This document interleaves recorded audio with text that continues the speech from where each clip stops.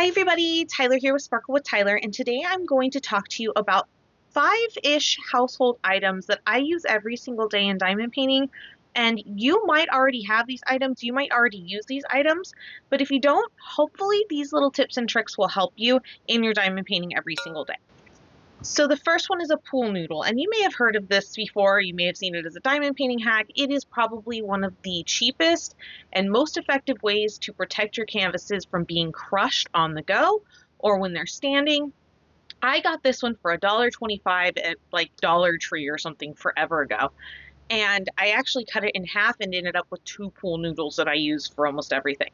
These are fantastic if you are working on a surface that is not long enough for your diamond painting, or if you just want to roll it up and have it be in a space that is more condensed.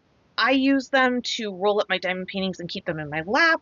I use them if the diamond painting is going to go off the table. There are so many ways that you can use a pool noodle. I've also seen, I think it was a principal painter, cut a pool noodle in half and tilted up her drills so that she could see them. There are a million and one ways to use a pool noodle, and they are like $1.25. But personally, I like to wrap my canvases around them, and then when I travel for work, I use a pool noodle, wrap my canvas in them, and then I actually use a poster tube to travel with my canvases that way. So that is item number one. Item number two somewhat goes with item number one, and that is binder clips. Binder clips are an excellent way to keep your canvas from going somewhere. So if you're using a pool noodle to wrap up your canvas, binder clips are a great way to keep your canvas from rolling off the table. So you can take a binder clip, and you'll notice I have a bunch of different sizes here. Binder clips work really well because they have a lot of space on the end, but also they're just really fast to use. So you can just clip them on and then you're good to go. You'll see there's a bunch of different sizes. They're useful for a lot of things, but they also have different strengths in these sizes. So be conscientious of which ones you use and for what reason you need them. But binder clips are great, and you probably already have some lying around your house. I use binder clips for my whips to hang them because my third item that I want to talk about is a hanger. I use hangers to hold my whips up. And my camera won't show the whole thing, but this is just a standard velvet hanger that's probably in your closet already. When I want to hang a whip up, or I don't have space to put it in a poster tube or the box or something like that, what I do is I take a velvet hanger and I put the binder clips on it, and I make sure the binder clips are sitting on it, and then I tuck my canvas on there, and then I just hang that in the closet. It works great. I have space for it right now. These also work if you have a shelf or something like that, because you can just turn the hanger 90 degrees, and then you can hang your canvas flat across the shelf. So these are great for storing canvases temporarily as a whip. It also works if you kind of need a temporary way to hang a canvas for presentation purposes. So just a standard hanger. It works fantastically, and you already have these binder clips. So that's a great quick way for you to hang your whips or your finished products. I use this to hang about 2 or 3 canvases for several months when I didn't have another way to store them / present them after I had presented them in the fair. So this is a great, very quick, minimally expensive, if you had to pay for anything at all, way of presenting your canvases, and they're really quick to swap out. And if you need to color code them, remember, binder clips come in a bunch of colors, hangers come in a bunch of different colors. It works really well. Hack number 4 is Tupperware. As silly as this sounds, I think one of my all-time hacks is just having Tupperware around. So every size, right? I brought these in to talk about because they're easy to handle, but these 2 buckets of Tupperware are on my desk all the time. And you'll notice there's a Tupperware, it's like Tupperwareception. There's Tupperware in my Tupperware. And the reason I bring this up is because you probably already have Tupperware lying around, and Tupperware is versatile and you already have it. You can decorate it if you want, but when you are working on any kind of craft project or any kind of project where you're working with your hands, it is a huge time sink when you have to get up and come back, get up and come back. So there's a really big advantage to having what I call a chuck it bucket. And a chuck it bucket can be for your trash drills. That's what this is. This is for my Magic Arcades. There is a Chuck It bucket right now for, gosh, everything, and its uncle is in here.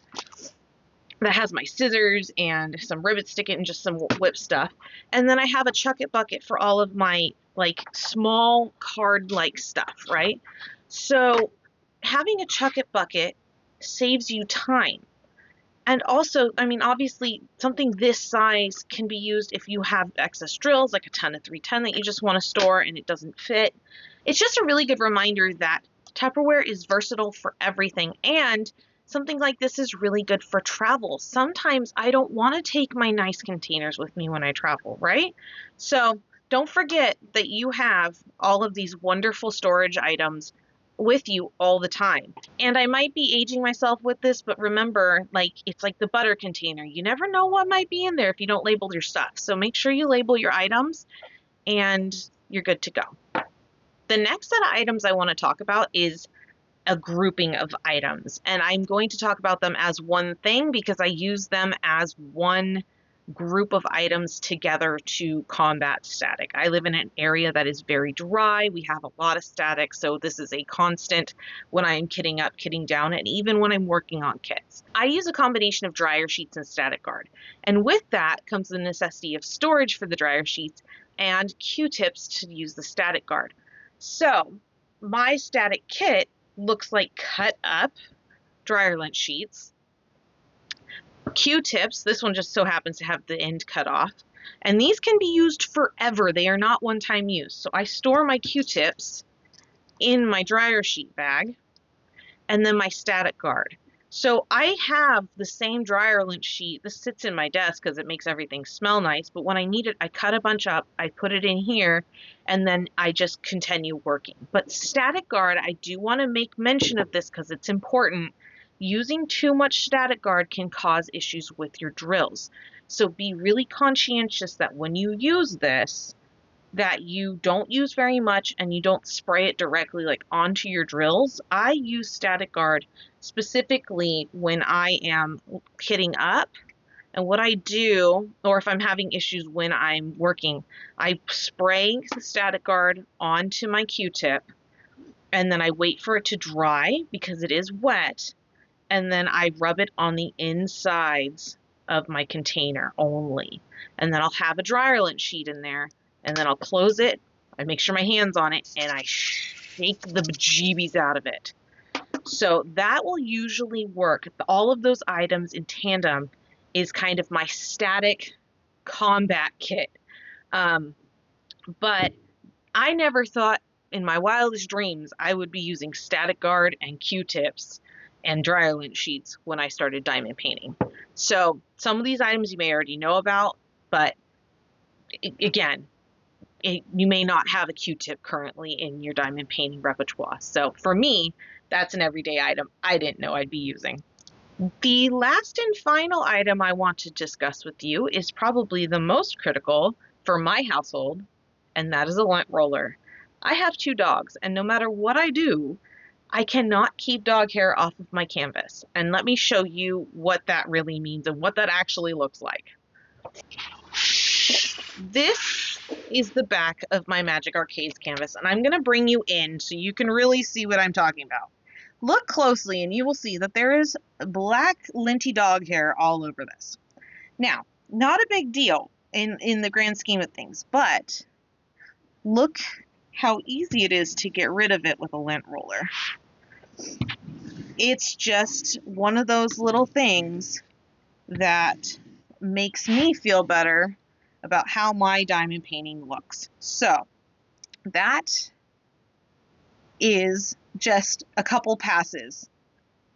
If you don't have animals, you don't have a very linty household, maybe you don't need this hack, but let me tell you, for those of us who have animals, and if you're moving your whips a lot, this may be the item you want to add to your whips. You may not need this item for your everyday whips and your regular diamond painting kit, but for those of us who have animals, or those of us who have a lot of lint in our house, let me tell you, this is probably my biggest lifesaver item in all of my diamond painting supplies. Again, that's just from this conversation and sitting here. I know it's a little icky, but I'd rather give you the real life rundown of what that actually looks like. And this, for the record, this kit has been lint rolled not that long ago. So, and it's been sitting on my desk, so it's not like it's been on the floor or anything.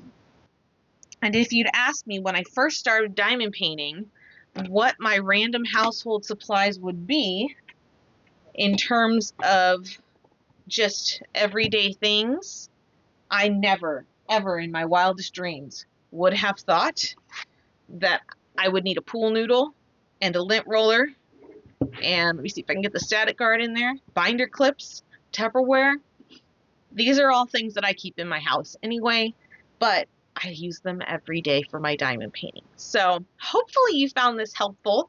If there's anything that you are currently using out of this set of supplies, I'd love to know. If you found any of this helpful, I'd also like to know. Or if you have any of your own little tips and tricks of household items that you're using, please let me know.